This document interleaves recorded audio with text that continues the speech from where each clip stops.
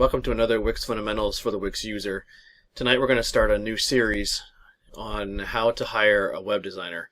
It'll be more of a step-by-step, fairly quick three-part series on how to hire a web designer. Whether you're hiring me as your web designer or hiring somebody else, you should be looking at three main things prior to even hiring somebody. So that's going to be tonight's topic. So how to hire a website designer, step-by-step instructions for hiring your website designer. So tonight's presentation is going to be on being prepared.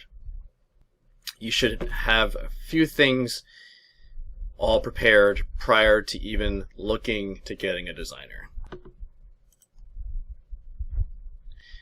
The first one is to have your domain ready. Whether you have a domain already chosen or to have something in mind for your domain. That's one of the first things that as a web designer I will ask is if someone has a domain name that they want. That gives me an idea, gives me a time to go out and look for a domain name.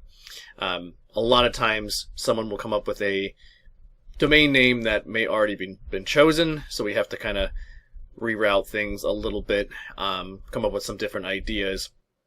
Your domain name should have some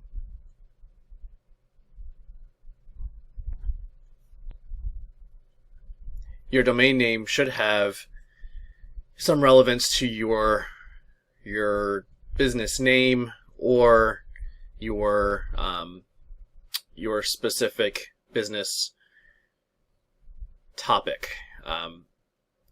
Domain name still has a pretty high authority when it comes to ranking. So have your domain name ready, whether you have a physical domain name that you want or a couple ideas written down. Remember, .com always has a little bit higher domain ranking authority than any other domains, but if you're really set on a specific domain name, you always have the .net, and surprisingly now you can do almost anything when it comes to your domain name. Just remember that when you get out of the .coms, .nets, the domain name cost increases significantly. Have your content created. This is a big one. So you should have a general idea of how you want your website laid out. Think of your titles for each page, a general idea of what you want on those pages. May not have to be written out 100%. How I tend to do website designing for my clients is I just have them write out a Word document on what they want on each page, and whether each page of the Word document is each page of the website, or you just write all your ideas down for each individual page. It's for me it doesn't matter, but that's the easiest way. I can save that to my computer. I can go back and forth when I'm designing the site with that in mind. I know some designers like to start with a wireframe to give you an idea of what a website will look like. I always like to have some content from my clients to use in that first template, if you want to call it that, or wireframe, to give back to the client to look at. It's always nicer to get a better idea of a website, how it's going to look, if you have the content from you on that site, as opposed to looking at just a wireframe, which kind of gives you an idea where the content would be. If you actually have the content to give, it makes it so much easier. I always ask my clients to write their content out and not ask me to write content. As a web designer, as someone that deals with video and audio, I could write a website regarding those topics, but it would look like a website designer or someone with audio or video background wrote a site if it's about automotive or something like that. So you want your content to sound like you. As a business, you have your own way of saying things that will portray itself on your website. This also goes for hiring someone outside of your nationality that doesn't speak your native language.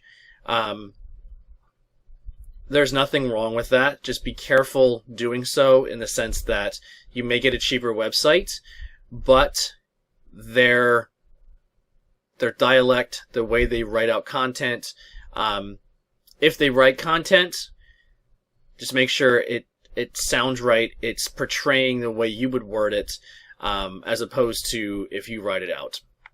There are some great content writers out there from around the world. So I'm not trying to stop you from doing so. Just make sure when you do so that you make sure that the content sounds like it's coming from your area. People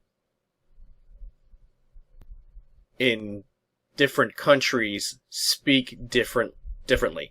I wouldn't want to write content from another English-speaking country, because the way I say things is different from the way they say things. So it doesn't matter if it's English to English, if it's a different language, as long as it is pertinent and makes sense for your site. Just make sure that you're reading everything before it's published. So having your content created will make a world of difference for your website designer, as opposed to waiting and then having to write the content while the designer is designing. Know your website's purpose. This is probably one of the biggest issues that I see with certain clients when I ask them what is their purpose of their website. You don't want a website that's out there just for the sake of having a website. You want to have a purpose to that website. Is it to gain email addresses for a newsletter, to then pull in more customers that way? Are you looking for them to buy something? Are you selling a service? What is the main purpose of your website? So just make sure to have a clear, concise reason for having your website. And know your target audience. Writing a website for audience of 20 to 30-year-olds is going to be a lot different than writing or designing a site for someone that is tailoring to a 70 to 80-year-old population. So know your target audience. Some businesses have a very wide range of people that they're looking to pull into. I know for my video and audio business, I have website visitors that are in their 20s to website visitors that are in their 80s. So it's a fairly broad audience that I have to make sure that my website tailors to. So if it's younger population, sometimes you can get a little bit more creative with your content and the way things are laid out. Older population, you want to make sure it's very easy to read.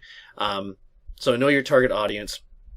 And always keep in mind that people that are going to your site may have disabilities that make it hard to read. So I recommend the userway.org plugin that's free. It is not ADA compliant, but it does help someone with disabilities to read your site, or whether they have a hard time visualizing, or if they need the content read to them. All that should go into the design of your site. So know your target audience, know what layout you're looking for, and that will help your designer come up with a pertinent design for your site. That concludes the first presentation on hiring a website designer. The next presentation is going to be on choosing your designer. So how to actually choose a website designer. So we've gone from being prepared to choose your designer. Now we're going to look at actually how to choose your designer. Looking for these website presentations to go weekly. So this one's going to come out this week. The next presentation is going to come out the week after, and then the third week will be the final 3-part presentation on hiring a website designer. If you have any questions, don't hesitate to comment on the page. Email me. Go to wixfundamentals.com. Again, don't hesitate to reach out if you have questions.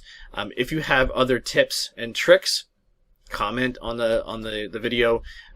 I'm doing this very broadly, not getting into the intricacies. So if you have other ideas, do not hesitate to comment on the page. So have a great night.